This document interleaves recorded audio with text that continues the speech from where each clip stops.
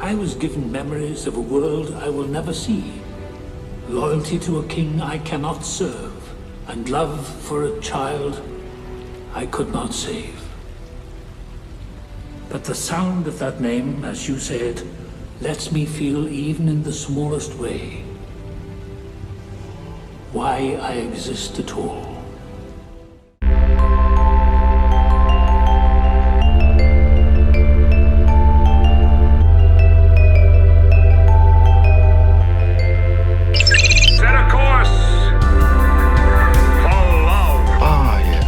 One of your earth emotions.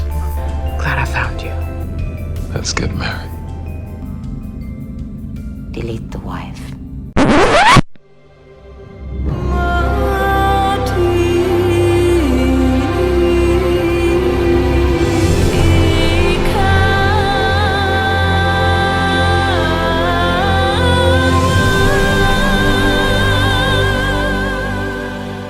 Everyone, welcome back to Deep Space Love, a Star Trek podcast where a married Trekkie couple explore love in all its forms throughout the final frontier. I'm Nicole, one of your hosts. I'm one of your other hosts, Joe. Joe, you're the only other host. What's up? Not much. You know, we're a Star Trek podcast, but we're actually going to be talking about something else today. I might say we are a mostly Star Trek podcast, but not an exclusively Star Trek podcast. Mm-hmm. Yeah, so we'll get into that. How are you doing, Joe? I'm doing all right. How are you? Pretty good. We did our Minnesota State Fair visits already, both of them. So 2 State Fair visits. Yep. It was a good time. Yeah. Mm-hmm. If you live in Minnesota and you haven't been to the fair, you should go. And if you live outside Minnesota and you haven't been, you should still come if you can make it work. What was the waffle called that you had? Pho waffle. A pho waffle. It was a waffle made of falafel and had it was really good. Really good.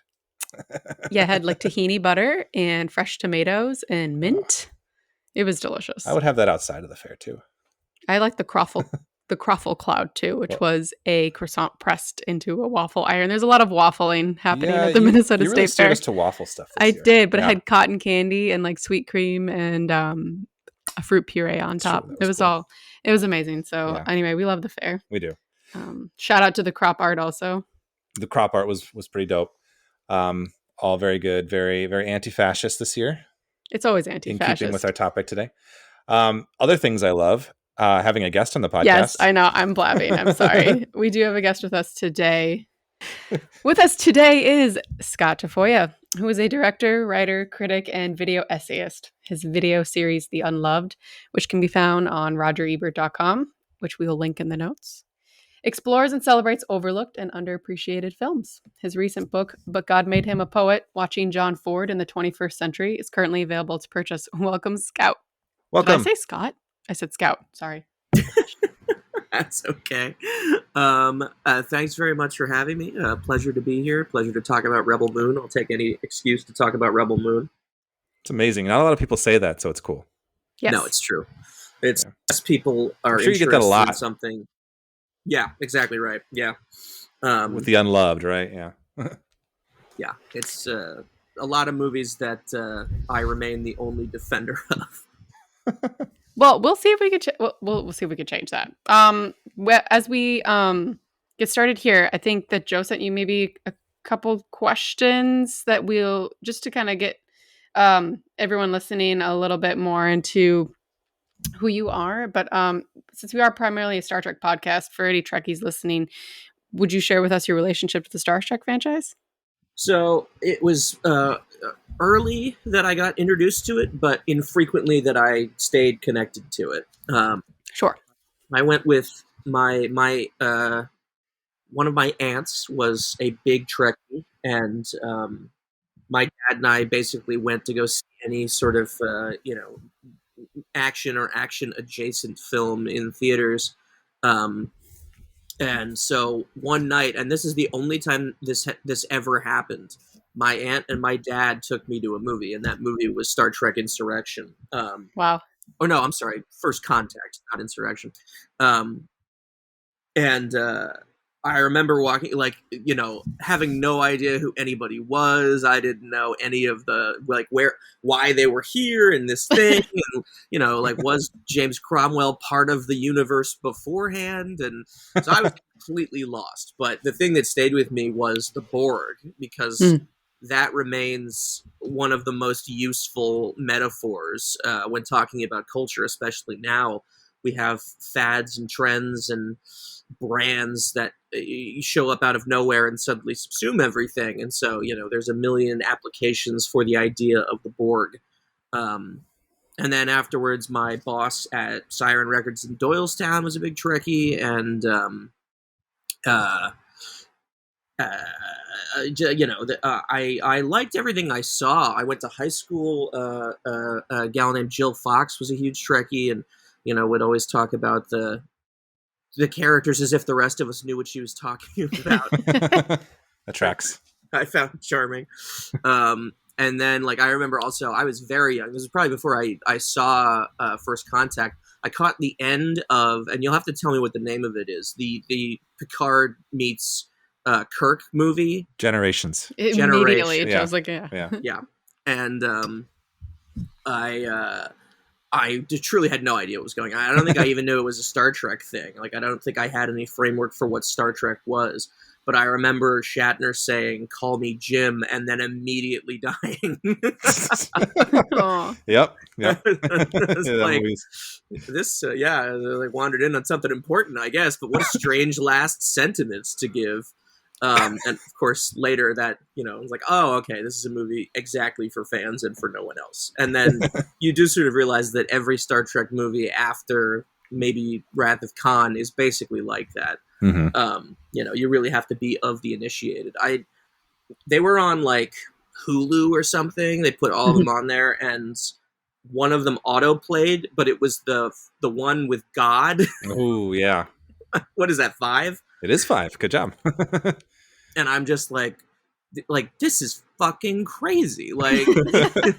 As I had missed the third one and the fourth one, I was like, there's no way that this is contextualized. It's too fucking insane. Isn't one of these movies about saving the whales? Yeah. The previous one. Yeah, exactly. So I just, there's something admirable about leaping all over the needle tone-wise and story-wise and all that. But I do remember very distinctly the Nichelle Nichols Return of the Fan dance, and I was like, this is a little sad. It's something, yeah. Yeah, that's funny. Yeah. So that's about the extent of it. I like the first new. Actually, I like the first 2 new Trek movies. I thought they were fun, and Carl Urban as Bones is great value. And Yes. Any time we get with Anton Yelchin is now precious because he died so tragically young. Yeah. So it's always good to see him, and he's so joyful a presence in those movies. He really was. Yeah. He really is. Well, thank you for sharing your relationship to the Trek universe. It's always fun to hear any guests relationship to that. But going back to things your show, The Unloved, how did that come about? You want to tell us some more about that? Sure, yeah. This is a series I do at RogerEbert.com. I like to say that it is the longest running analytical web series. I don't know if that's true, but I like saying it, and nobody has corrected me. Been going with that one since I hit the 10-year anniversary, which was at this point 2 years ago, or something like that. Congrats. Yes. Thank you very much. This was back in 2013. Matt Zoller Seitz had taken over RogerEbert.com as editor-in-chief, and he was looking for content, and he was looking for contributors. And they had at the time a lot of people who would turn out to be sort of temporary hires, with the exception of Christy Lemire and Peter Sobczynski, and maybe Odie Henderson. I can't remember when he jumped on, but it was early. But he saw the trailer for my zombie movie, The Last Flesh and Blood show, and said, pitch me video essays. And, I had to very much pretend I knew exactly what that was. And then, we kind of came up with a playbook for it. I did a handful of things that were, little things that you couldn't do indefinitely, or you could, but I don't know that anybody would watch them. I did a thing on a couple of different years of the Cannes Film Festival just to talk about the lineups and what it meant about cinema. And I feel like if you go in order, you're going to be saying a lot of the same things. You really have to find the years that stand out. So I pitched in the Alien 3 video, and I just called it The Unloved because to me, it was this like it was a stand-in for all of whatever, and like this many years after it had been released, at that point it was 20 years old, which is amazing to think how much time has passed since I turned in this essay. And he called me on the phone while I was at work, and I went outside in the freezing cold by the dumpster, and we talked about making it a series. And I was like, yes, absolutely, that's precisely what I intended. And so we, for the first like year or two, we went through the sort of Bible of the Unloved. We figured out, the definition of failure broadly that would make the thing go in, but also the movies had to be interesting on, their very own, very personal set of criteria. There had to be some X factor, and we talked about that. And obviously after a while, you do sort of need to wait for there to be new failures where, the handful of things that we got out of the way right away, like Ishtar and Hudsucker Proxy and Heaven's Gate, they were no-brainers because those are the famous flops, as everybody understands the term. And then you get those out of the way and you start looking, and that was the fun part, is finding the stuff that was outside of that purview. I did a lot of the last horror movies of a lot of directors, Wes Craven, Tobe Hooper, George Romero, John Carpenter, and you get to see how tastes change and what that means for a more classical kind of film artist. And, it was both very sad to see up close what happens to a certain kind of cinema that I really responded to, because I, first and foremost, I take in the visual aspect of it. Telling the story with the camera is still the most important thing in the world to me. And it just grew increasingly out of fashion, where I was seeing movies where shots were arbitrarily chosen and the editing was completely haphazard. And so doing the Unloved kind of made me even more attached to a certain kind of antique classical form, which of course made me essentially useless as a modern critic because my criteria was nobody else's. And I remember for a while I was reviewing Apple TV content for a tech website, and almost under every review was somebody saying, can you find somebody who likes TV to review this?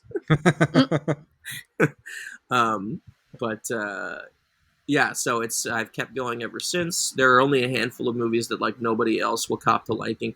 Roland Emmerich's Anonymous remains probably my favorite of the like true orphans of culture, where I think I know the one other person who likes that movie. Wow. Yeah. Interesting. Wow. Besides the creators. Besides maybe the creators. Maybe the creators. Sometimes they don't. Sometimes they don't. Sometimes they don't. How was watching all the John Ford movies? Tell us a little bit about the book. Oh, yes. So the book is But God Made Him a Poet, as you said. My dear friend, the critic Willow McClay, we both have Patreons, and we've always been in extremely gentle competition writing about stuff where we both write about a thing, and we would sort of agree on a topic or a theme beforehand, and it was a lot of fun to just to sort of have somebody that, even though you weren't writing the piece together, you were moving into this area together. And she asked me one day if I had written about Ford, and at the time I had only done a 100-word capsule for the movie Airmail for Brooklyn Magazine, which stopped doing film coverage like 2019. I liked Airmail quite a bit. It was a very, at that point, it counted as a John Ford B-side. It had been basically forgotten by everybody who doesn't have a encyclopedic knowledge of pre-code cinema. So I was like, no, I really haven't written about John Ford. And so I started at the beginning, just like harmlessly, like, yeah, I'll just go back to the start and write about some stuff that maybe nobody knows about. And then I realized, like 4 movies in, I was like, oh God, this is going to take all fucking year. Like, but I kept at it. I was doing other stuff in between, and I'm writing about everything. And at a certain point, my friend John Nix comes to me and says, I want to put out your next book. What is it? And I was like, well, John Ford, because it's the only thing I could think about right now. But it was revelatory, because you go back to his silence in the, in the first one that survives is from 1917. And you see already, and he was probably 10 movies deep at that point.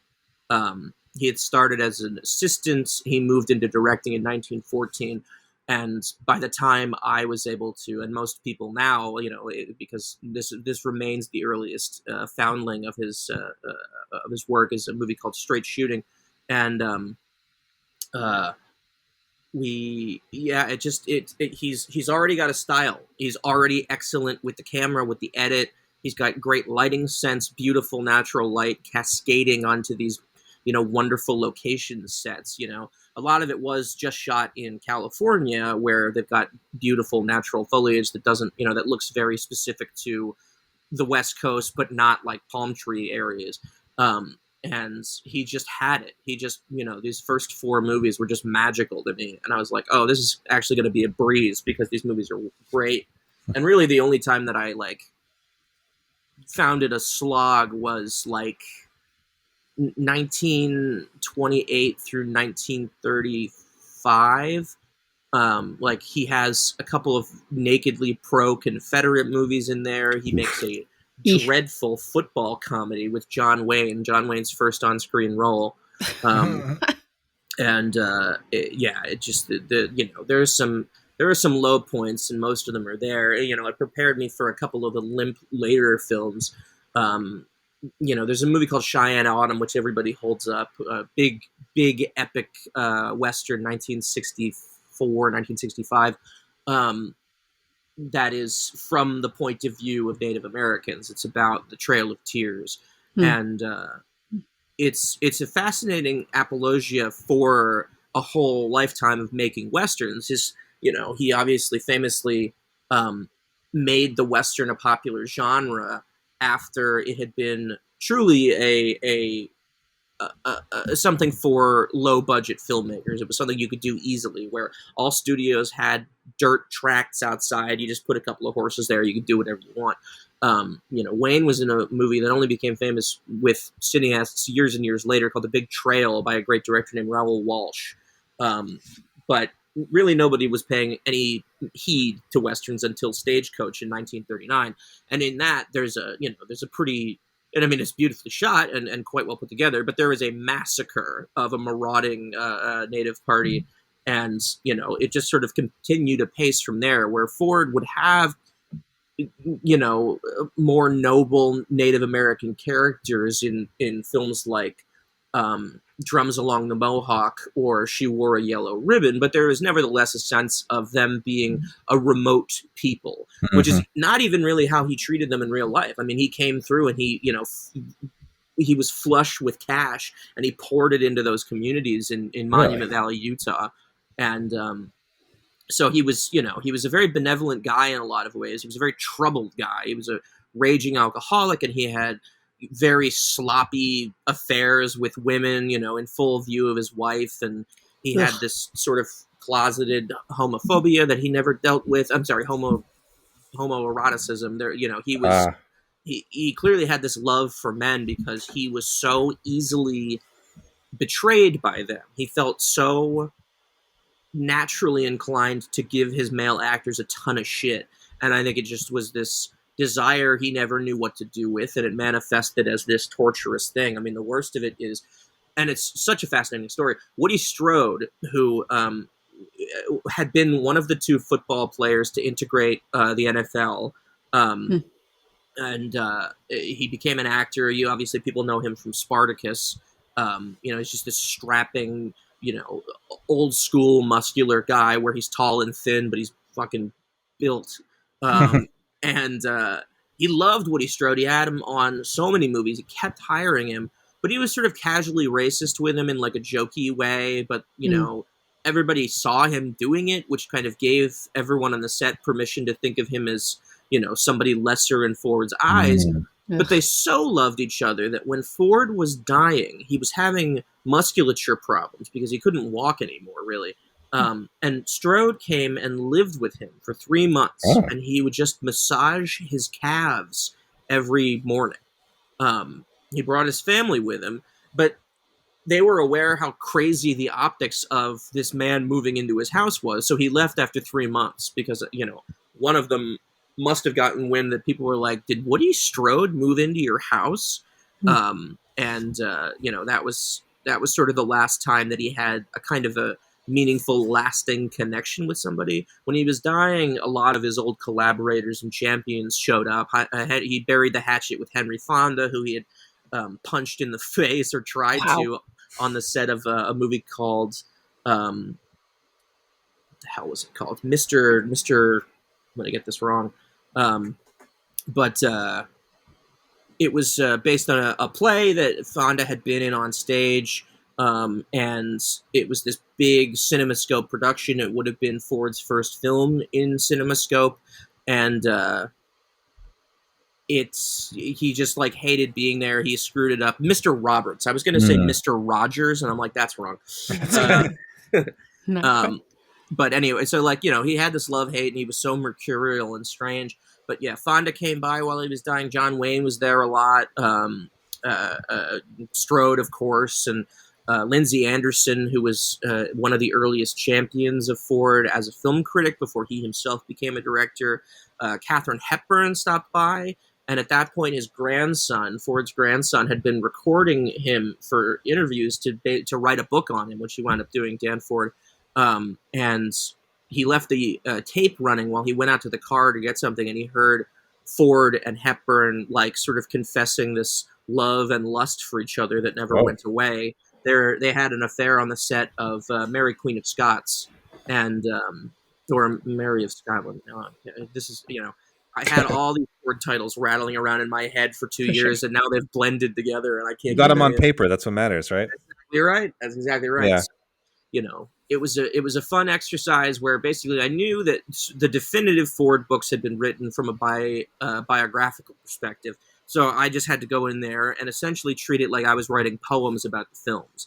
Where it was like a little bit of psychoanalysis. It was, a little bit of criticism. It was a little bit of technical, talking about the aspect ratios and all this other stuff. So it was fun because I had no rules. It was like, there's no way that anyone opening the book isn't familiar with Ford and may indeed have read Dan Ford's book or Tag Gallagher's book or Joseph McBride's excellent, extensive biography.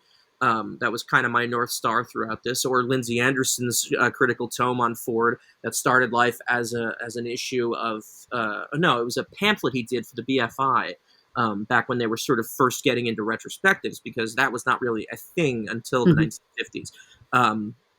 And they reprinted that. That's a beautiful piece of writing, and it's so strident and conversational that I was like, that's a great place to start from, is being like, you're talking to the reader about this stuff, but you have to be open about everything because so much of it is aged so terribly, so much of it is aged so beautifully.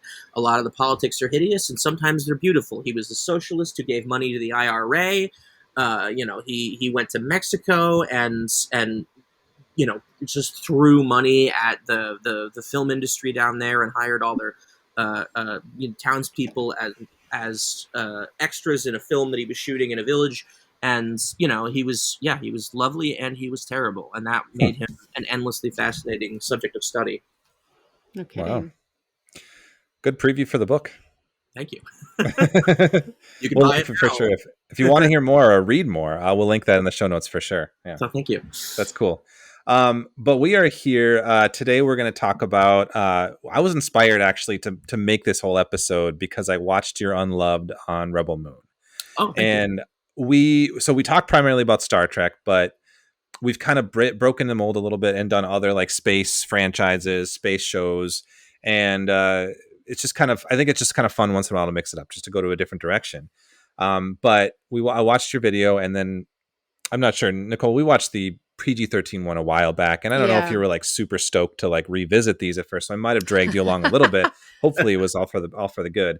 But before we dig into like our thoughts and stuff, I wanted to do a little bit of background on these movies. So I think famously most people know that Zack Snyder did pitch Rebel Moon as like a Star Wars initially, but he wanted it to be rated R, so they kind of said no go. It was something in his mind for like a long time, it seems like, and there were possibilities of making this into a TV show, but and a video game. But eventually he got in with Netflix and got a deal to make it.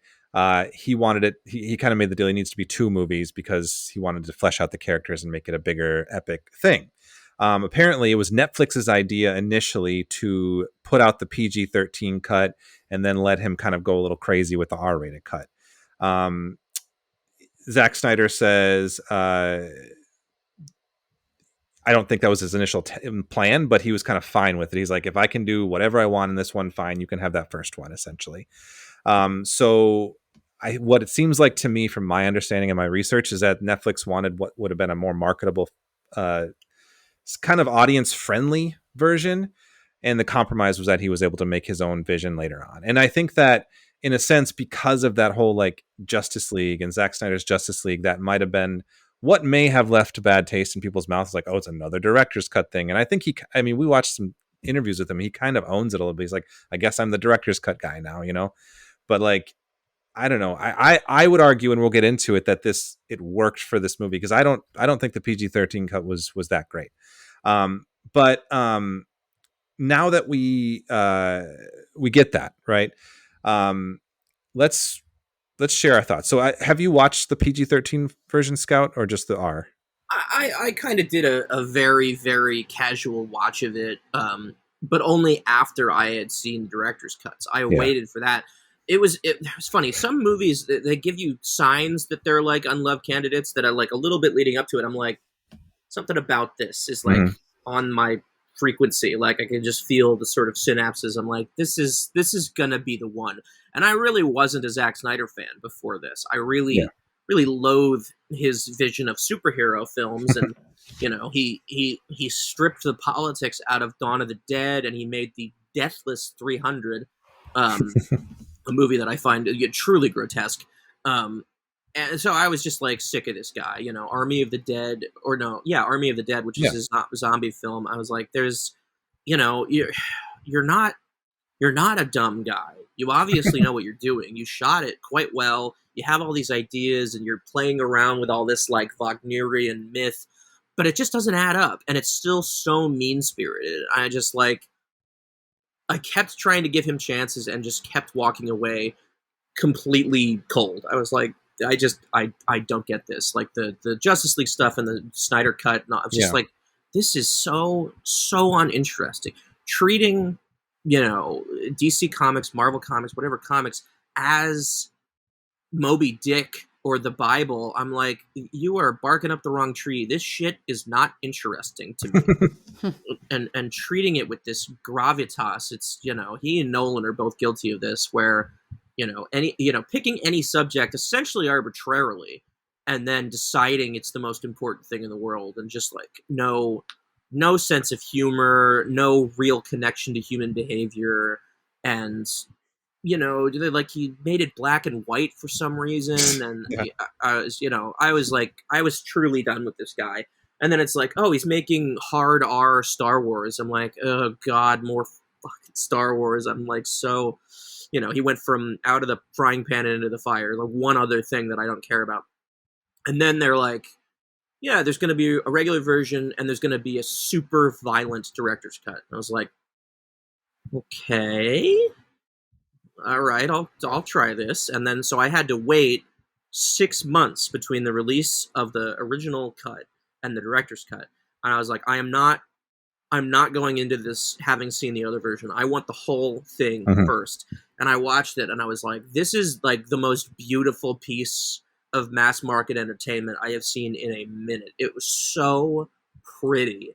And like, I didn't mind for a second how glacially paced some of it was, because I was just like, these are his best images. This is the best filmmaking he's ever done. This is a perfect use for his you know, heavy hand of portent. And I was riveted. I couldn't look away.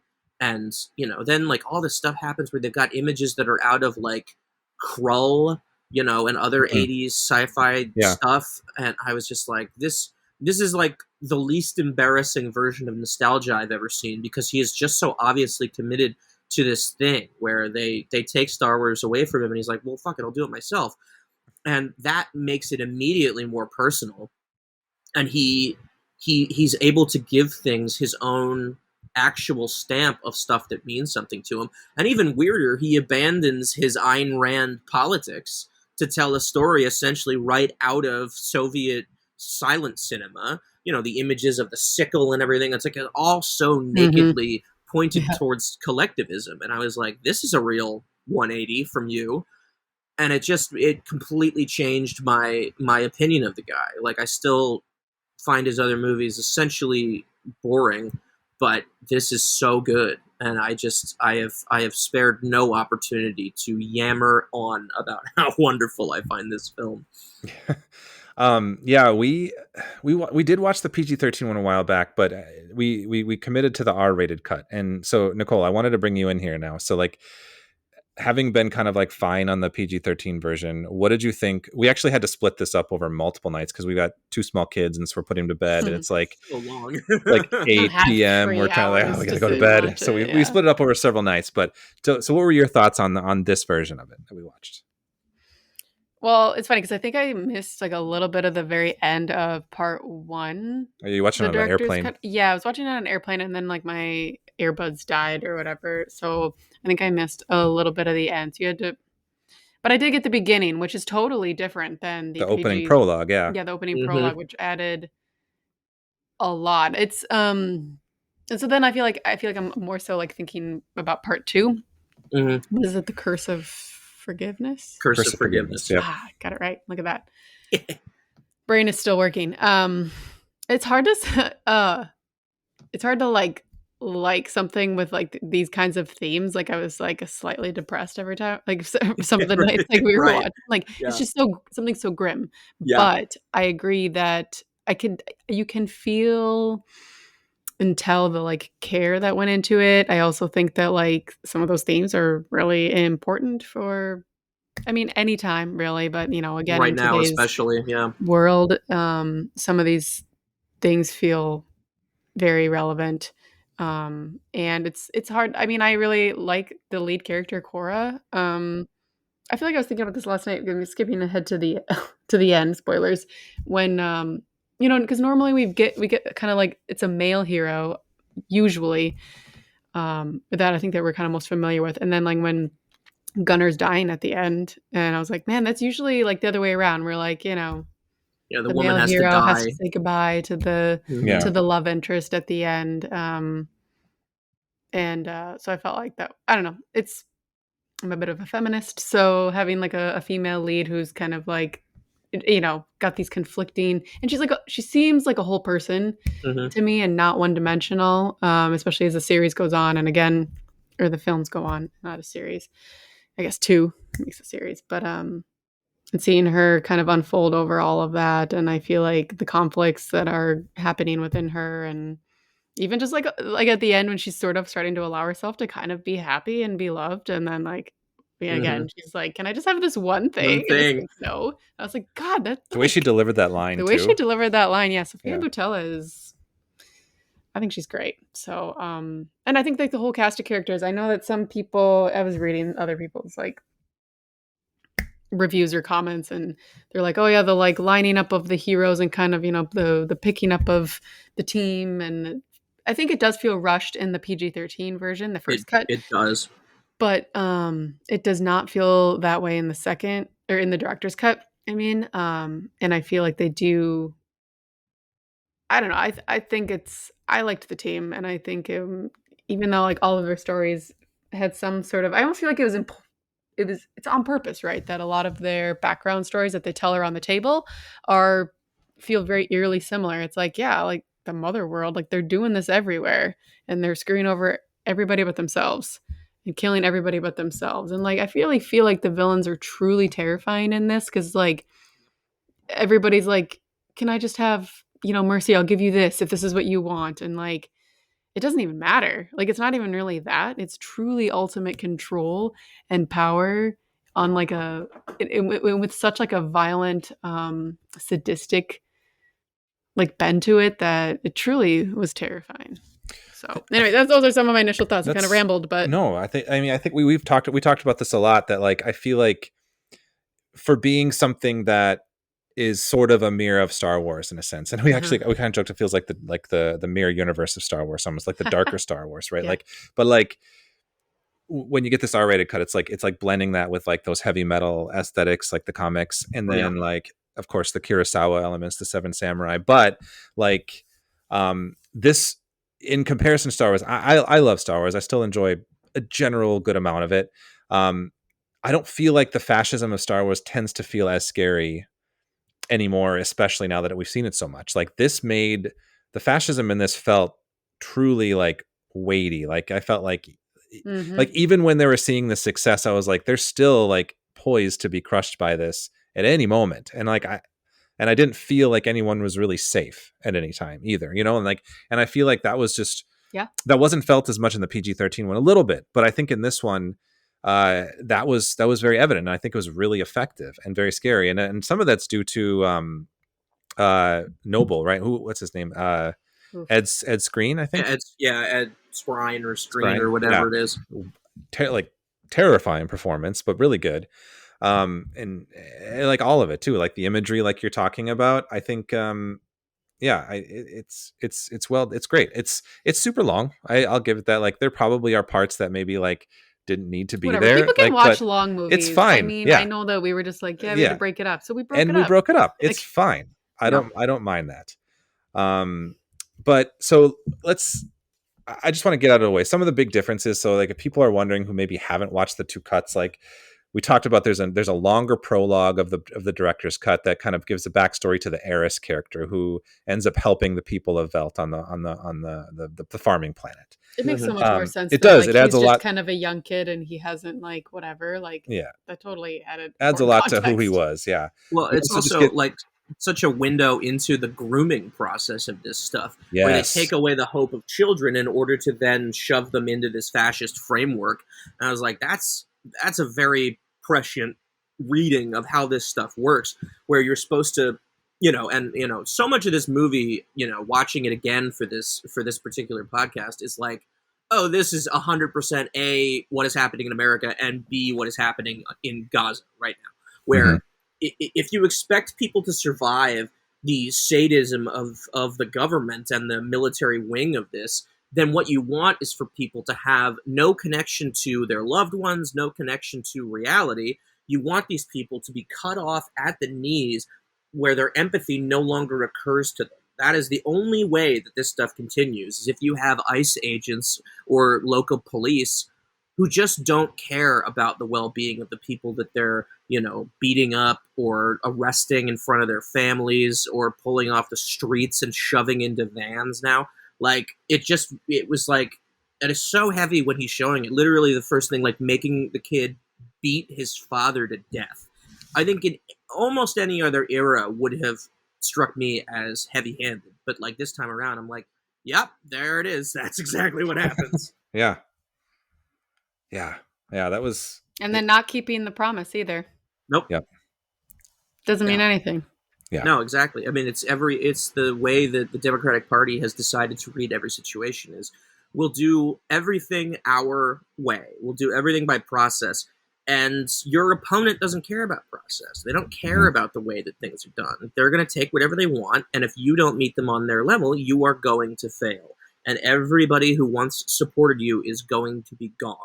And that leaves a completely empty opposition force in this stuff. And, the reason people didn't mind the Luigi Mangione thing, it's like, people are sick of nothing happening. And seeing that, it gave them this perverse sense that something might change, and they can finally get some reprieve from the horror of no health care, minimum wage not at all commensurate with living costs, jobs are vanishing, you can't unionize, that's and to move the needle so much that people were so obviously scared of this stuff becoming a real thing. And so many people, or Aaron Bushnell, self-immolating in Washington, it's only violence that seems to register with so much of the wider world and the pundit class and the governmental class. They're all aware that nothing changes. So why bother slowing down? Their foot is on the gas at all times, which does make this, again, not to completely conflate a movie's politics with their real world applique. It's like, yeah, like it's good that he did this, but it is a movie on a streaming service. You have to sit at home for 6 hours to watch it, and that is all time that you can't be demonstrating or Right. working at a food bank or whatever. Yeah. I mean, well said. I mean, I mean, on the other, with that too, I'd say like, the heavier themes, like, and when I mentioned like giving them like this weight to them, like I feel like another example we see that that we had kind of talked about after watching it was when that force of troops that were on Veltz like tried to basically kidnap and like rape Sam, right?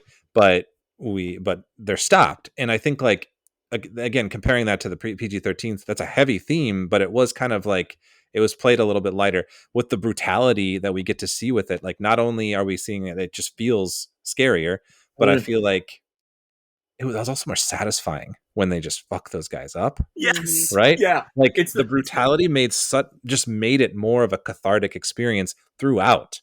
Yeah. You know, like when the heroes get the success, like the shit that they've gone through so much, like when they're able to like, just like, what do we talk when we're watching the ending scene, right? What did you say when Noble was stuck there?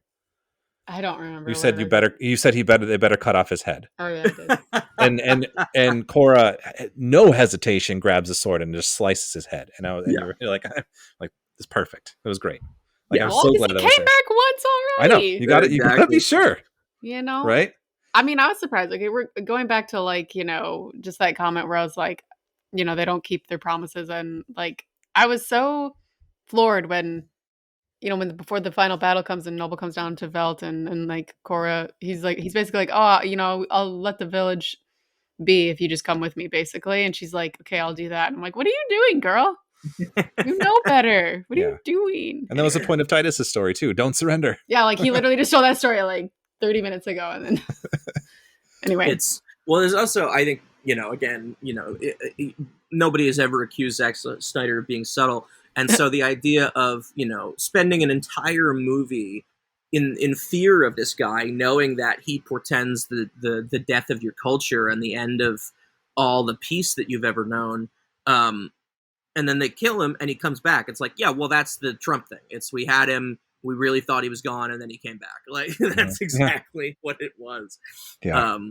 And, as you're talking about this sort of the violence, making it more cathartic. I agree, but it's also like to see someone, you've got this big kind of battle thing that then winnows down to this very personal act of violence in the opening, and you just sort of expect that to be, that whatever the defenses of these people, it's going to be this sort of, more earthy response to it. I mean, they're in a village with like hammers, and they don't, it's just like an old school farm, basically. It's a farming collective. And then it turns into Old Boy, and she just decimates these guys. I was like, okay. Like, I was so hooked. I'm like, oh man, that's wonderful. But it reminds me of one of my favorite insane Zack Snyder quotes. He was being interviewed after Man of Steel, and somebody's like, people were a little shocked that you had Superman breaking the neck of Zod. They thought that was very, unconventional or something. And he just goes into this rant, and he's like, you don't think that Superman would fucking break somebody's spine? You're living in a fucking dream. Wow. Oh, wow. I heard that quote. What a quote. Yeah. I was like, this man is fucking crazy. And, he's so endearing as a person anymore, because his art is personal. He does it his way. He completely changed the cinematic landscape. And he seems to have a very healthy sense of himself. And he weirdly doesn't take himself all that seriously for how completely serious all his movies are. Yeah. There isn't a joke to be found in those films, but man, it works here. Yeah, and I feel like it's like he found the right sandbox to kind of play in now, like something like this. And the other thing I wanted to bring up, the kind of less serious element of this, like I think that it does a cool job like these kinds of space opera movies, one thing I enjoy from them is just like the weird like alien shit. Like space bars are my jam. Yep. Anytime I see a space bar, I'm very excited. Absolutely. Always full of prosthetics. Yeah, I love prosthetics. So I have another podcast, Frankenstein's podcast plug, which is we talk about like monster movies and creature features, and so we go deep into like geeking out about prosthetics and monsters and practical effects, especially. But this movie had way more practical effects than I had kind of thought initially. We watched the little like making of featurette afterwards too, and it was cool. So like when I looked into some of the research, like the makeup, prosthetics, and puppet work were done by Justin Raleigh's like Fractured FX company, and there's Frame Store comes in for some of the CGI and like visual effects. There's a lot of effects companies involved, but it was amazing to see how they did some of this stuff. So like the actor Tony Amendola, who played King Levitica, who I just think of as Davy Jones, but like Yes. he how they did that, like they put all the like the little dots on his face for the Capture his CGI, expressions, but they also had two cameras, like one like on his chin and one like on his forehead to capture like the subtleties of how he was talking. And then like on top of that, like the space bar scene, which was probably one of my favorite sequences, which actually I just want to give it a little plug. One of our friends was in that part, Dominic Burgess, who was like the dog face man who was like hitting on Gunner. Who's been on this podcast before. He's a friend of ours. He was that guy, and he got thrown through the table by Sofia Boutella, which is really fun. Great performance, by the way. Yeah, he was awesome. It was nasty, and he had nothing but great things to say about like the experience of working on the set, like Zack Snyder, and just like everything about the people. And it was just a nice place, which is great to hear. But I love that. So like speaking on that sort of thing, what were some of your guys' favorite like just weird space bullshit moments, like alien, like sci-fi thingy that happened? Oh, you already took spacebar. Jeez. You could add on the spacebar if you want. I didn't mention the candlestick guy. That one in the space bar, it was such a weird random, the person who tells them where to go, it was like that puppet. It was a puppet actually, but it looked like a bug, but then it was like controlling that one that was body. I can't even describe, but it was a really weird setup. And I'm like, I feel like a lot of work went into that when they could have just had like a dude at a table, but like it was this very specific, gotta be weird. It had to be weird. It's like half Cronenberg's Naked Lunch kind of thing, where just it's such a great little window into the insanity of the world that they occupy, where you're at a bar and an insect is there for some reason controlling a dead guy, and you're like, what are you doing in a bar? Are you drinking, or like, is your meat puppet drinking? And my vote has to be Jenna Maloney's Spider Queen. Yes, Hermata. Yes, and again, right out of Krull, the great, the beautiful stop motion spider in that movie, who protects the queen that they go to for information in their quest. But I was just like, man, this is exactly what he should have been doing all along. Like, there's a little bit of grotesque creature stuff in 300, but it's like weirdly ethnicized. And this movie, not to say it completely avoids that trap, but it is like everything is multi-ethnic. Everything is, the aliens aren't like the sort of George Lucas thing where it's like, these are the Japanese aliens and these are the Jewish aliens. It feels more a product of just a sort of a lawless universe rather than something that has to resemble planet Earth in its, particulars. And, the more you get of him very obviously taking a thing that you understand and pushing it into this insane other place, I was just so satisfied with all that stuff. When Turok has to ride the big monster, I'm like, okay, well, this is just the hippogriff stuff from Harry Potter, but it's just much better. And like that character literally coming out of chains to then fly, it's like, this is so much more meaningful. And, like finding those little bits where every story and plot has this great bit of, as you say, catharsis, built into it, where you want this guy to have this thing and, this guy to have something else. And, and all of the incredible, disgusting backstory with all this violence and everybody's heads are exploding. You're like, yeah, you survived in the most despicable and horrifying place in the galaxy. So, like, yeah, it must be just a depressive existence to know what people are capable of, and having been at the mercy of it and lost all your loved ones and your purpose, um, and to come out on the other side of it and to channel all that anger into something meaningful. It's an interesting spin on all the Star Warsy tropes. For sure. And to piggyback off the Hermata sequence, like the introduction of all the characters were really fun, but I really loved the Nemesis character. I love yeah. that actor Duna Bay, who's in some Bong Joon-ho films too. She's really fun, and Wachowski movies. She's fun to see. But that sequence, I really enjoyed the like laser swords. I know that Laser swords are good, man. might be a holdover from the Star Wars script version of it, but they were clearly. fun. They were super fun to see. Her I mean, a spoiler, like her arc, like she comes to, like, she had lost a child and she ends up dying ultimately in the second part protecting children. Really, really touching, like, right? Yeah, I cried. Yeah. There you go. It's all in her eyes. It's all in her amazing. face. Yeah. That's an actor right there. Is somebody who can just project decades of disappointment in a downcast look. Obviously, she's done great work for the Wachowskis and of course Bong Joon-ho, as you say. Yeah. And Hirokazu Koreeda, like, it's somebody who has absolutely made their own stardom completely in the way that they wanted to. Like, I'm sure there were a million movies that you could have taken, but she has taken so many risks and become the kind of actor that you can't pigeonhole. She was really terrific in the Koreeda film about child trafficking. I really, really love. I mean, that movie's terrific anyway. And Song Kang-ho does beautiful work. You're nevertheless always surprised at how good she is, because every context in which you find her is just so terrific. Absolutely. And like, what a thing to get. Obviously, like, some of these guys were chosen because they're so muscular, it's offensive. But a lot of them, it's like, yeah, you're just getting great actors. Like Ed Skrein, that guy sells it with cheekbones and just this horrible attitude. He really does have this kind of slimy fascist, gravitas, and you just believe. The haircut helps.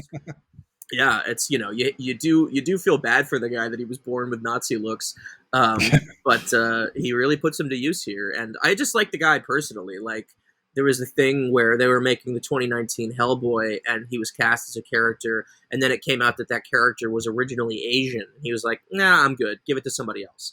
And after that, his whole career starts to take off. Like, Barry Jenkins immediately put him in If Beale Street Could Talk, and to the point where clearly everybody wants some of him, because he shows up in the new terrible Jurassic World movie for like a scene. And it's like, first of all, you're wasting him. But second of all, it's like, yeah, of course you want him around. He's that good, You put him in a scene for a minute, he is going to completely alter the tone of the piece. And I would argue probably, other than maybe Rupert Friend, the guy who makes the most lasting impression. And that's in a movie with Mahershala Ali. That's no small feat. But yeah, he's so loathsome in this. Like, he really is. He really is. It's really remarkable work.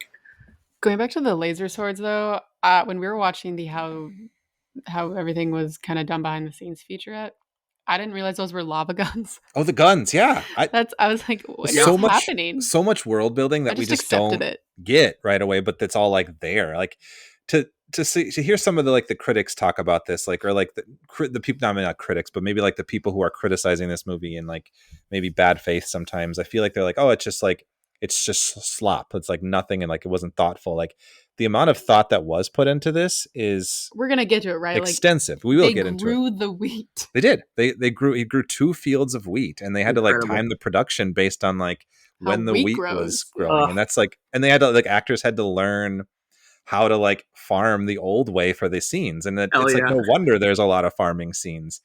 And can I just say, like, as an aside, I mentioned this, and I was drinking when I mentioned this, but I believe it, that the equal weight that's given to the farming and to the fighting montages says a lot of interesting stuff. I think like it's kind of a powerful sentiment. Like, he's not diminishing the farming for the fighting. And I think that's pretty cool, actually. Well, yeah, I mean, it places labor front and center, which is accurate to any, revolution, certainly, where you need to immediately figure out how the state continues, and how this stuff works. Where, you think about failed revolution like the Khmer Rouge, they immediately converted the entire state economy to agriculture. And there was no need for it. Like, Cambodia wasn't in the middle of a famine. People weren't starving. Everything made sense, even during the worst of the Lon Nol Prince Sihanouk government beforehand that the Khmer Rouge unseated. And you think that it can be so easily abused, the idea of labor as motivation for continuing, not even just like personal existence, but a sort of statewide, in this case, galactic existence, where they have to make food for the worst people on Earth as fuel for further colonization and horrible murder and genocide. And, all that stuff, he never loses it. And, the idea of celebrating labor as a weapon against oppression is really a strong choice. It's, and it's so, kind of geopolitically literate as well. And, people talk about Andor. I'm sure it's great. I'm never going to watch it. But, the idea that people were really looking for Star Wars with a coherent political bent. And it's like, well, here you go. Here it is. And not only that, it's not TV. It looks amazing. To the point where I watch this thing and I'm like, every composition, every new world, every new battle, I'm like, how did you do this? Like, I think about Steven Soderbergh's quote about Mad Max Fury Road. He says, one thing I don't understand is how they're not still shooting this. And the other thing is how no one is dead. And like, that's the exact reaction I had to this. It's like, how do you have these sequences, these gorgeous tableaux where you've got people exploding in the background and snow is falling and all these lasers are going off and they don't look fake, and you slow motion some of it and then continue to go? Like, man, again, as you say, the work that went into it is not something that was thrown together. It is not just, here's Star Wars but different. It's so gorgeous and so thoughtful. Some of the backdrops too, like with the ringed moons behind in the Amazing. farming, so cool. Yeah. Also community, though. I mean, not just like labor, but community is sort of a part of the antidote to fascism. Also, like, absolutely, especially now, I feel like in our own communities, like, I think that one of the goals of fascism really is to like put you in your own individual tight spot, isolation, and isolate. Yes. That was a better way to say what I just said. Well, but teamwork. We're not isolated here. Yeah. So, I mean, and emphasize kind of just like, and also like the way Cora kind of grew into that community, and how at the beginning she was very much like feeling like an outsider, like she didn't really belong. And by the end, I mean, that wasn't the case. I don't think they were like her people. Yeah. And she felt like that was her community and her family. So. Yeah, You pointed that out with the sex scenes, actually. Mm-hmm. Seeing them both like they weren't even just. It wasn't just to be gratuitous. Yeah, there was an intent of like how she is feeling during both of them is very different. Mm-hmm.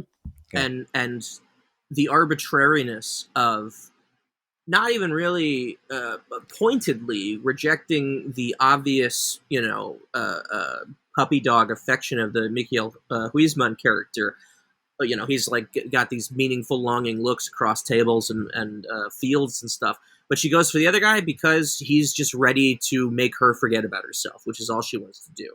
Where she's got this horrible past that she doesn't like, and being a part of the farm is as much penance as it is seeking a new kind of life. And that's, as you're talking about community, it's true of all the other characters. They've been isolated by this galactic rule. And the one thing that they don't really want to do is come together to find that, because they know how easily it can be taken away again. And so, you've got people who are looking down the barrel of death all the time, whether as, the neighborhood exterminator or as the guy in the Coliseum.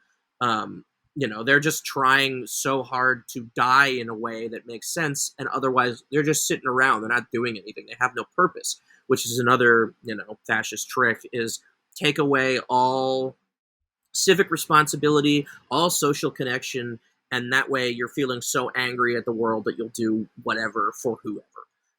But yeah, no, extremely well put. The idea of community as both a protection and, in its way, a weapon against, an isolationist revolution. Yeah. I cut you off. Sorry. I don't know if you did. Okay. Oh, okay. So speaking of community, I think that another really touching moment, just a touching arc in general. We haven't really talked about General Titus yet. Jaimon Hansu's character. He was a really cool character. I really enjoyed the way he kind of eased into that leadership role in the community too, and even just amongst the team. Even though Korra was the one who kind of put them together, she's the heart of the team, and he's kind of the leader of the team in a sense. That was cool, but I really wanted to give some weight to his song that he sang, because it was just such a really chill inducing moment and really touching. But I was looking into what that was, what was that made up language. The song was written by a guitarist vocalist by the name of Lionel Lukey, but it's a hybrid of African languages spoken in Benin, which is actually where he's from. Jaimon Hansu is from. He grew up there until age 12 before moving to France, and so he's singing. You can almost just see as an actor that that's just meaningful to him too. That's just the power of the scene is just so palpable, I would say. So absolutely love that moment. Such a, as you say, an incredibly personal accommodation of that actor. And this is a guy, when he started appearing in Marvel movies, he was very, very open about the fact that he was given these kind of colorless villain roles. He said very clearly in a very, very moving interview where he said, "I want my son to understand that people who look like me can be heroes." And then for years he took, parts because they came, and you've got to work. And finally, here it is. Not only is he a heroic presence, he's the soul of the piece, more so, I would argue, or let's say equivalent to Sofia Boutela's character, where she, her embrace of family and community is quite moving, but it is also built into the idea of this kind of a film. That it'll happen, and she plays it beautifully, and she complicates it very, honestly. And with Jaimon Hansu, it's this full body thing. It really does just he is overtaken by the emotion that he is bringing to this character, where it's not just he's got a backstory like everybody else. He's a Han Solo, or he's a Takashi Shimura in Seven Samurai. It's he's doing something else with this, and he's making such a case for himself as a leading man, as a heroic figure, and as something that he clearly could take pride in showing to his son. This is a different kind of film. It's huge, and it's bloody, and it's messy, and it's epic, and I'm at the center of it, doing incredible work. It's, and you go back to his whole career, he's in a million sci-fi films and horror films, and I think back to the first time I think that many people saw him in Stargate, and he's just sort of another henchman. Not that he doesn't completely sell it and do beautiful work on the sidelines of that film, but it's yeah, man, he has come so far, and also still looks beautiful. That man's looks oh god, he's still so fucking handsome. Yeah. Oh, I mean, speaking of using the language from his native country. Again, in the featurette, they were talking about the language that who plays him, Takara. Oh, Tarek. Tarek. My bad. Tarek. When he's talking to the hippogriff. Yeah. Oh, that was, or whatever it was, and we keep calling it a hippogriff. He was talking about. They asked him what. I think they used some of his own languages from his different ethnicities. It kind of blended them together. I can't remember what the two languages were. I think he said I think he said his heritage was he was from A mix few of places. India and Russia, and so some languages that he'd known from in his past, and I think from his wife's as well, because they said they were having a child, and he snuck in their future kids' names As words in the as language. words in the language, Oh, so he got to like wow. create that. Oh, Yeah, that's so Very cool. Well, That's yeah, so- it wasn't just like you could have just had like a bunch of gibberish, Yeah. or you could have paid somebody to craft a language, or Zack Snyder could have had like his own vision for what these Mhm. languages were going to be like, or whatever, you know what I mean? But like, I think, yeah, the sort of when we're talking about like crafting and like not just crafting from his own mind, but like collaborating with his actors and like the other people making this movie and making this a team effort and like a team, you know, project, I guess. And it's a really cool like kind of background to all that. and you also get a sense of Snyder himself being that kind of a loyal figure, where he really does want these people to not just enjoy the experience of making the movie, but also having work to be proud of when it's over. Like all the stuff where everybody was weird and racist about Ray Fisher as who does he play? The fucking Human Torch, like I don't even, Cyborg. Sorry, right? Yeah. But everybody was weird about that, and studios didn't want him because he wasn't a name, and he's like, well, fuck it, I'm bringing him back as the most charismatic person in the galaxy. Like he has the show-stopping set piece in part one, and it's just like, That's right. yeah, man, he cares about these people because he has such a weird reputation, and me included, so many people are not normal about him and what he does and what culture has become in his wake. But it paid off. He is giving back to the people who really stayed true to him and gave their all to him. That's the one thing that you have to give him, no matter what the thing is. Performances are so earnest. They're so Mhm. they're so affecting. Dave Bautista in Army of the Dead, Joe Morton in Justice League, and Mhm. Henry Cavill in Man of Steel, and even people make fun of it, but Gerard Butler in 300. Like that's when he understood what he was good at, was in that thing where he was a sort of a handsome side character and he wasn't being challenged, and then it's like, oh, you're God basically, and you have to make people understand that you are the conqueror of the known world. And he did it, and it's like, yeah, man, there it is. Like, he gives people chances, and he does understand people as performers, and everybody in this film is exactly where you want him to be. There's no Gal Gadot weak link. Everybody's great, and it threads together so well. Like even Charlie Hunnam, who I like him. I guess I certainly Lost City of Z is one of my favorite films, but he's a weird actor with a weird presence where he should just be a very uncomplicated leading man, and he's just a weird presence, and he's always doing some accent wrong. Like every dialect is just him trying to not have the accent he has, and then even when he has it, it doesn't quite work. But he's perfect in this. He's got the stupid ponytail that is exactly true to that character.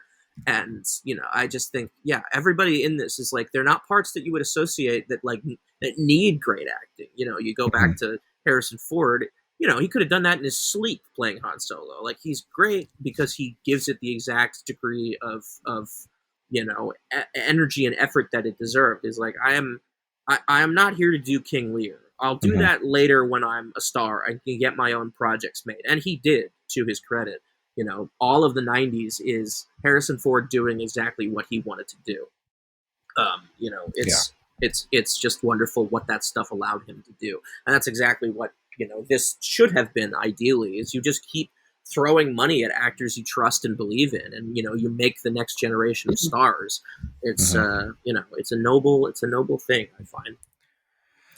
Okay, no, you want to talk about Jimmy? How do you know that? Because I could see your notes. Oh, you Plus, can see my notes. he's like one of the most So that was one obvious characters we haven't. From what I've heard, that's a big difference from the yes PG-13 to R-rated cut, is that the Jimmy robot was, most of that stuff was entirely cut out except for like the beginning and the end. I think that's an interesting character. I like the robot characters. I love the aesthetics of the robot, like nature imagery that he kind of takes on. Beautiful. Interesting behind the scenes bits. So like there was a lot of CGI done with that character, but it was also performed by a creature actor on set. Dustin Cathamer, I believe is the name. Also played the alien bartender with all the candles. Candle guy ruled. But so he had like the mask, like they've built a mostly practical suit for him to wear. I don't know how much of the practical elements were in the film ultimately, but the performance was great. He talked about how he like had like headphones or like earbuds listening to Anthony Hopkins like say the lines so he would perform it correctly. Ooh. Very cool. But I really enjoyed it. Like I think Anthony Hopkins probably did like a day of work or something on this, but like he brought that gravitas to that role that was really fun, I thought. And I love the Jimmy character. I think so many cool sequences with him. The scene with him and Cora and the waterfall was really good and really touching. Yeah. And when he has that Thor moment in the battle where he just like comes down. Oh yeah, that was so sick. Oh my god, it's so fucking cool. So cool. Like showstopper moment. Absolute showstopper moment where with the antlers nonetheless, right? Like antlers. Stabbing people with the antlers. Oh, it's so cool. Like, and again, we've seen how many new Star Wars movies, and everything seems so arbitrary in the way that they describe things, where it's all just the stuff that you've seen before in slightly different context. You've got, for some reason, a Phoebe Waller-Bridge feminist jailbreak robot, and I was like, what is happening? Like on paper, I'm sure it made sense, but watching it, I'm like, this is fucking Mad Libs. Like, what is this? And there's definitely Lord of the Ringsy elements to this, and that's definitely one of them. Is somebody coming at the last minute, or doing the Han Solo thing.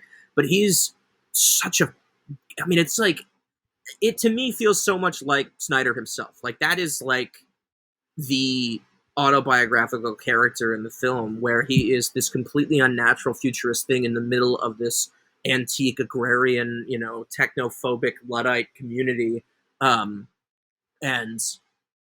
I think Snyder feels that way in some ways, where he is making stories that are so distinct from what the American cinema wants him to be doing and what current it's going in, where he's trying to tell his stories now, and he's essentially outlived the fanboy usefulness because he's not doing exactly what they want him to.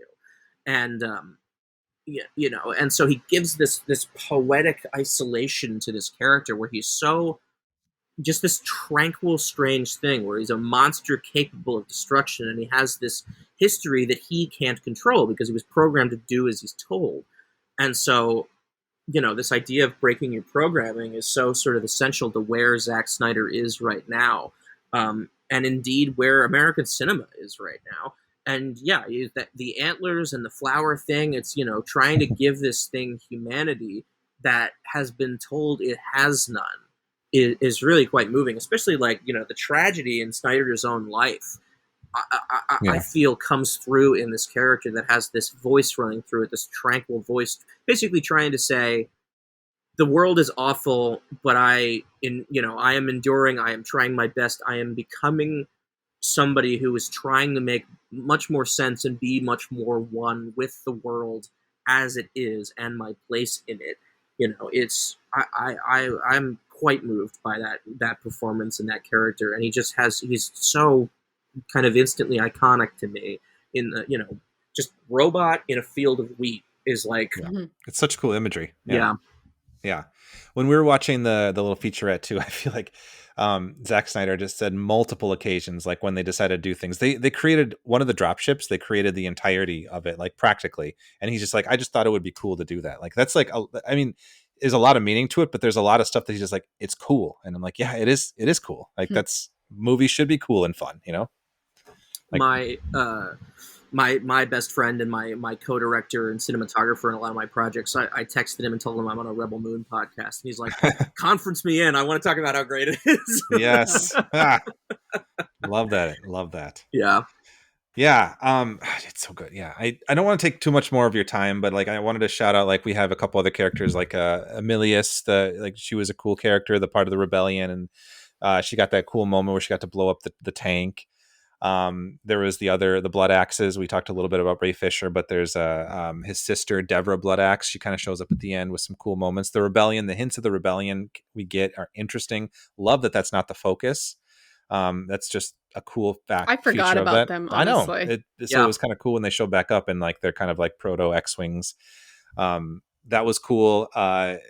It's a cool movie overall. I wanted to, before we close out, I have like one last final question I want to ask you guys. But before we do that, I wanted to just kind of talk about like where this franchise in quotes, where this has gone in terms of like extended universe. Like, Zack Snyder had plans to do 6 films, he says, and I think there's a very minimal chance we'll ever get a third. He says he has the story already written, and he said he might come back to it after something else. I don't know. I'd like for him to. Same. But it's interesting to see kind of like what we have gotten from this. There has been a couple comics. We had a prequel comic series about the Blood Axe characters. Just this month came out a new comic, Rebel Moon Nemesis, which is the backstory of the Nemesis character, written by Gail Simone, and very prominent comics writer. So it's not like just some indie comic. Very eager to check that one out. There was a podcast. I don't know if you knew about this. I did not. Called the Seneschal, I think, if I'm saying it correctly. It's a 6-episode full cast podcast set 500 years before the films about the creation and origin of the Jimmy robots, which is fascinating. But the star, it actually has Ella Purnell, who was in Star Trek Prodigy, among other many things, Naveen Andrews, Peter Serafinowicz, and Jason Isaacs. Hell yeah, that's cast. A cast right that's there. A great cast. So that's really cool. But yeah, Snyder is kind of he said he's hopeful for a part 3. I feel like Netflix kind of does give him a little bit of blank checks with things, so maybe we'll see it. I hope so, because really set some stuff up. There's the Belisarius character. There's the Kali, the Celestials that we didn't even talk about. We didn't even talk about. It's an amazing world element that we didn't get to, but it's just like it's so beautifully designed, so beautiful and so cool. They're the giant, and then the fuel is like organic matter, right, to make them Dead power corpses, the ship. That's really fascinating. So there's so much there that we could get into. But the kind of last question I wanted to sort of could have had to a end 2-part with, episode. We could have. I was considering that at first, like one for each part. But I wanted to ask you both, and since this is kind of like ties back to your show, why do we think that this movie is unloved in the zeitgeist? Would you like to go first, or should I? I feel like you probably have more insight because this is your jam. But I think probably a lot of it does stem from sort of like the people's perceptions of Zack Snyder, and sort of I almost wonder, like, you haven't really said it this way, but I almost feel like maybe it's almost like indulgent of him, like the way that he gets to make his films, and the way that he doesn't, I mean, like you said, doesn't really want to conform to the landscape around him necessarily. Or at least he doesn't want to blend in necessarily, or just like be diluted out by that. And I don't know, sometimes I think that comes across as like, it's weird that it comes across as pretentious, because you also mentioned Nolan, and I kind of feel like there's a little bit of pretentiousness there too. Just a smidge. Just a smidge. So it's interesting that kind of, I don't know. But also, Yuki said, like, other IPs that are very well established, like the DC universe, like Joe mentioned, maybe just playing around in that sandbox was not for a guy like Zack Snyder necessarily, who wants to do things like this, that we can talk about all the different like kind of illusions and like things from pop culture that this kind of references or has inserted or utilized, but I mean, that's just fucking culture and pop culture. Like, it doesn't matter. I mean, you can connect threads as much all over the place. Everything's influenced by something. Yeah, there's nothing it's rare that something is truly like that no one's ever thought of, or that you haven't, it's always about taking something and standing on the shoulders of those before you. But anyway, yeah, Snyder does it in a way that, and I don't know, maybe because they're really long, people are like, why do you need this long to tell a movie? Which is an amazing thing to say of a guy that the public demanded a fucking 4-hour cut of Justice League, and they spent years doing it until they finally acquiesced. And then, I don't know, do people still talk about it? I guess they must, but like, it's just such a strange fair weather culture right now, where if you give people exactly what they want, or what they think they want, then, you're the talk of the town. But the minute you sort of veer away from that stuff and from the stories that everybody has decided are meaningful to them, and I found that transition from, I think like Patton Oswalt, who is like, the nicest man in the world and has done so much for my career personally. Like he was of a generation where comics were a refuge from the horrors of public high school and, being awkward with, the opposite sex. It was a thing that it was a shared language between people who never felt comfortable in their own skin. And it was important and it was radical. And, these things, Stan Lee had very obvious politics and he put them in everything he did. I mean, they created the Black Panther character during the decade of the Black Panther Party. This stuff was not accidental. It was for the marginalized. It was for the, the sort of forgotten underculture.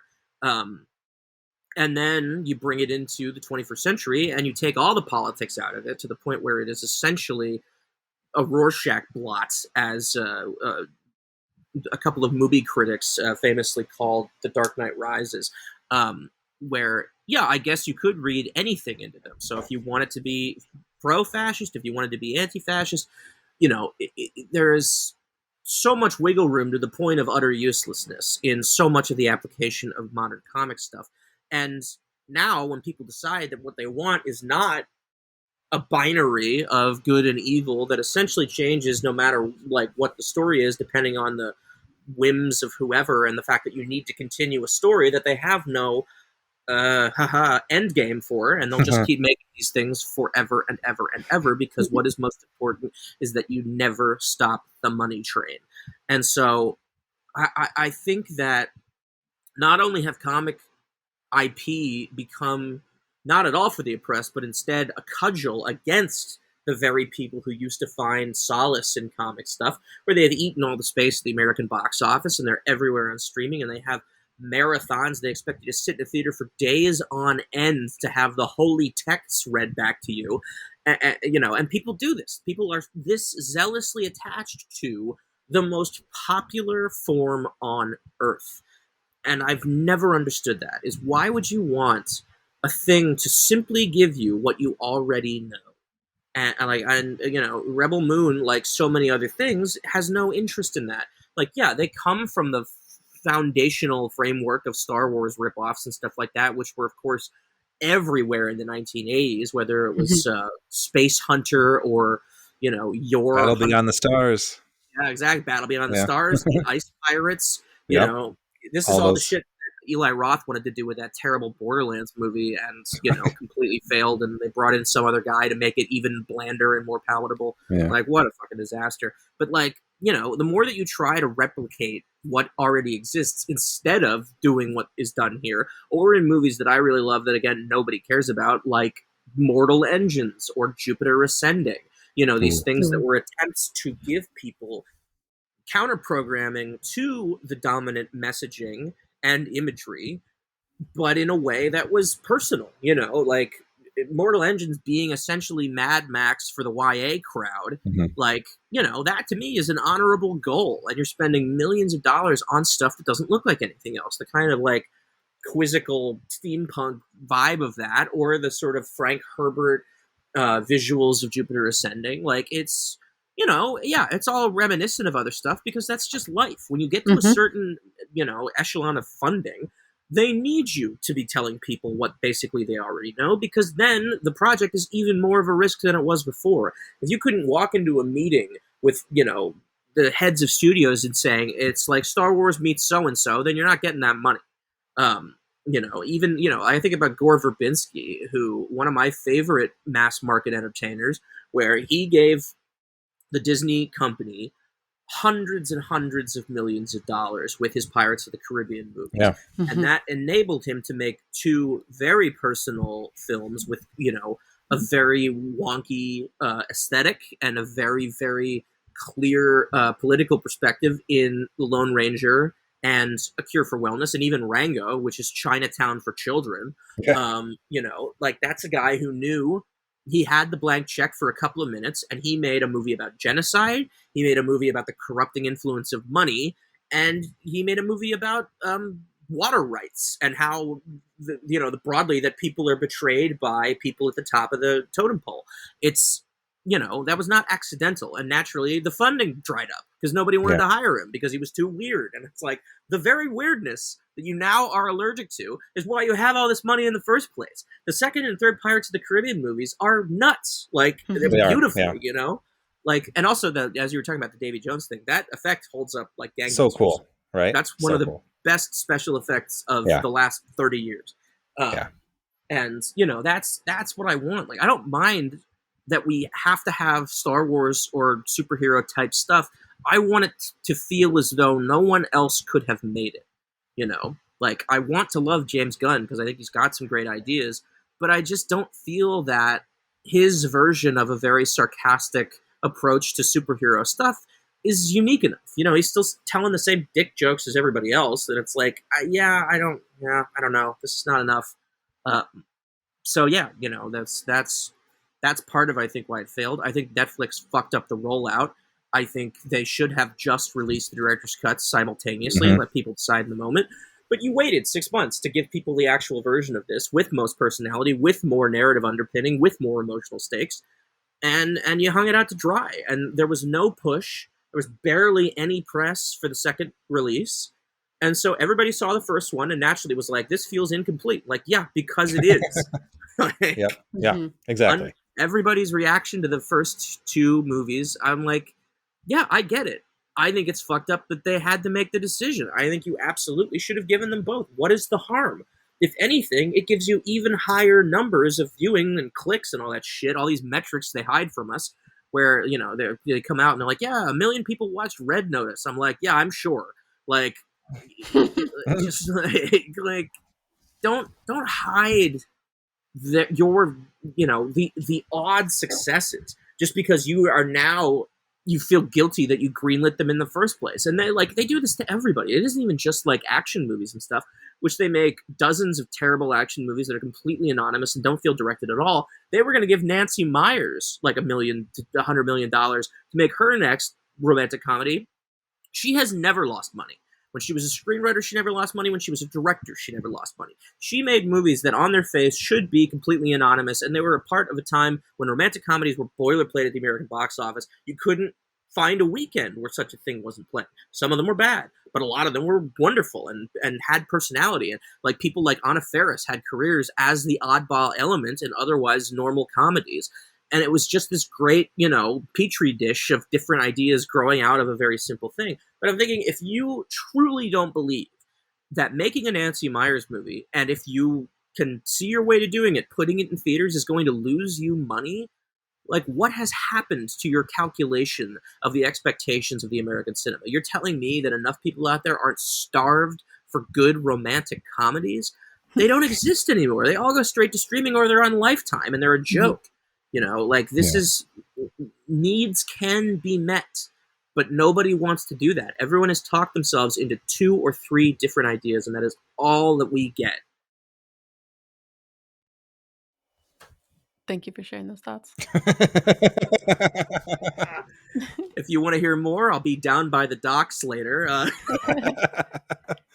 What are your thoughts on this then, Joe? Because since you asked the question, so what do I think it's Unloved? Turn it around. Yeah. I think a lot of it comes like what you guys got it down pretty well, but like comes down to like that kind of personality element of like, I think some people were just sick of the Schneider stick after his time with DC and didn't really want to give it the time of the day. I think that it was just butchered and people were like, well, I already watched almost 4 hours of this. Why would I do it again? Yeah. If they didn't care for that first butchered version, like it was a little bit set up to fail in that regard. And I think that there was also another piece where it's like, if people were already sick of Star Wars or people were already sick of like, Disney versions of Star Wars and all that, where it's been going, like, they're like, why would I just want to watch Netflix's Star Wars, Right.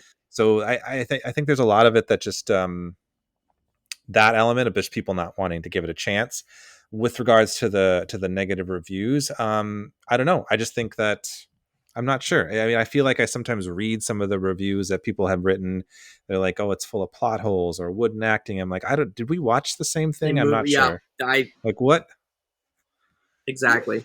some people, some of those, we did kind of point out why we enjoyed the kind of the long extended like farming Yeah. scenes. Oh yeah, people But I didn't like that. think, yeah, I don't know. People seem to have a problem with that. Like, yeah, I don't know. We've talked about this.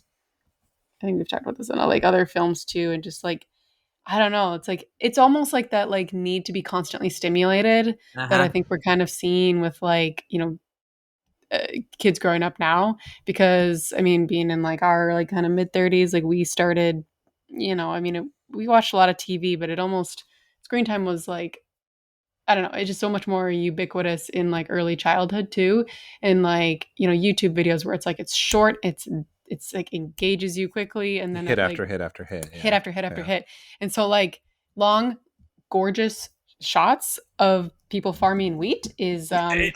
thought of as like, what the hell are you doing? This is dumb. Why am I You know what I watching? Yeah, mean? right. Why Yeah. am I watching this? And Yeah. not being able to think critically about what is this? Why include this scene? Mhm. Like, and it's just like, screw this scene, instead of why bother with this, as we have entertained here tonight. Yeah. Oh, so it reminds me too. Like I was talking with a friend about, I think it was about weapons actually, but like, great movie. But like the idea that there was a criticism somebody made of like, this is just unnecessary, and I'm like, All movies are fucking unnecessary. exactly. Like that's we were talking about that. Like nothing is necessary in movies. It's all there for fun, or because they wanted to do that, or they wanted to say something with this. It's like it doesn't matter. That doesn't matter. It's art, man. It's Yeah. there for people who need it. I mean, why do museums exist in that case? Yeah. Because we want art. We need it. The soul Yes. needs it. You are nourished by it. Even a movie like Weapons, which I have problems with, I was having a fucking blast all through that movie. I didn't want it to end. I'm sitting there the whole time like, this doesn't really work, but man, it works. It's fun. It's very fun. It was so fun. I loved it. Yeah. Afterwards I had a million complaints, but they almost paled in comparison to the experience of watching a movie. And this doesn't really happen, and going, I truly hope this never ends. I want another 4 hours of this. I want more stories. I want more people. I want to know everybody in town. Yeah. It felt like a weird novel in the best way, where you're like, yeah, give me more of this, like a kind of a pop Winesburg, Ohio, or something like that. Yeah. Like it was, amazing. It's great.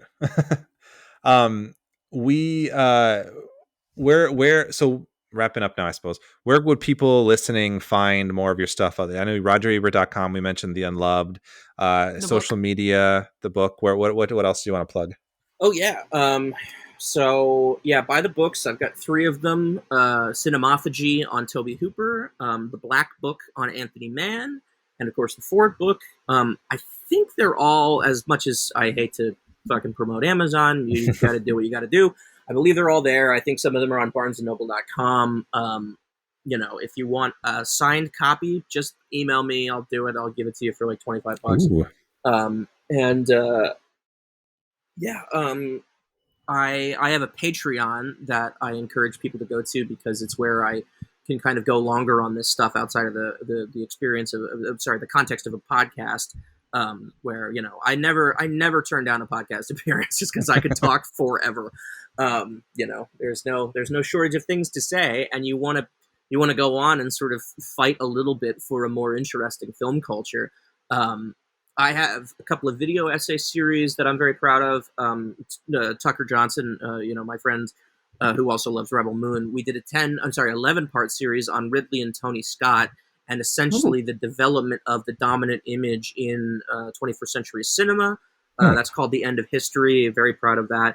We had another series called An Aim Not Devoid of Merit, which is all about Steven Spielberg and specifically how he uses the camera. Like, there were a million things to talk about, and we certainly get into politics and dramatic stuff, but mostly what I want him to talk about is how his cinematic storytelling became the most popular thing on earth, and what is he doing specifically to tell a story just through how he makes us see, which to me is really like, that's a conversation I wish more people had, is what is a camera doing? How is it talking to you? How is it moving you through space? How is it moving you emotionally? And, that's really all I care about with movies for the most part. Like, people talk to me about plot holes and script. I'm like, this movie could have no script. I don't care. Like, I want visuals. I want to soak in that stuff, because that is the point of movies. yeah, there are some brilliant films that have amazing screenplay. Lincoln is one of my favorite films, and that's all talk, even though it's got the great Spielberg images. Yeah. Or Experimenter by the great Michael Almereyda is a terrific director about Stanley Milgram. I love a film that feels like a play sometimes. I do, but ultimately, like with Rebel Moon, I want film that is generous with its images. And as you were talking about the Wheatfield stuff, all these beautiful tableau of stuff, and no narrative is moving forward. You're just enjoying the atmosphere. That to me is a movie that makes room for you in the viewer. Your brain is being enticed to occupy the negative space on screen, to be there with this film and this vision. And I just love a movie like that. I mean, again, it's to me why Spielberg has endured, because it's not just ... It's not just plot. It's a whole environment. It's, you want an ecosystem of visuals, and you want a film to invite you in. The most famous example of this, and it was voted in the last Sight and Sound poll, the best film of all time, is Jean Dielman by my hero, Chantal Akerman, because that is a movie that demands that you become a part of the viewing experience. As much as the John Cage piece, 433, is about silence and the audience's experience of it, and what you become with the bare fact of silence. Do you think about your life? Do you think about how angry you are that more isn't happening, et cetera, et cetera? Cinema, to me, needs to be a contemplative space, and it needs to have room for the viewer. So many films watch themselves, and it's so boring. I don't need to be here. You have made an experience that completely rejects my participation in this. There is no need for me here. You have already done all the work, and you're completely satisfied with how this comes out, and you don't care what its reaction is. You're just aware that it's a product, and there it is. And so it is a personal version of cinema that I've always chased. That is the point of the Unloved. It is the point of writing books about directors, is you want people to see, you gift people a way of seeing. That is really, to me, the job of the critic more than anything else. And, we have completely fallen off the map with 21st century criticism. There's still some beautiful stuff and some great writers out there.